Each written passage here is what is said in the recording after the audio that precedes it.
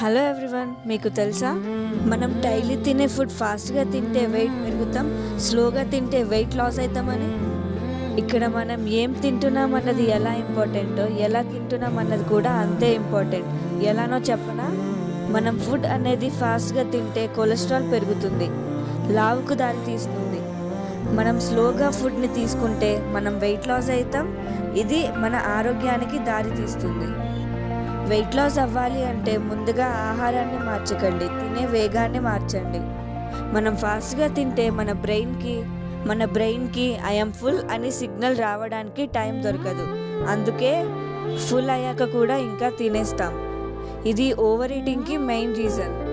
స్లోగా తినే వాళ్ళకి లెప్టిన్ హార్మోన్ కరెక్ట్గా వర్క్ చేస్తుంది, వెయిట్ కంట్రోల్ అవుతుంది, డైజెషన్ స్ట్రాంగ్ ఉంటుంది, షుగర్ కంట్రోల్ ఉంటుంది.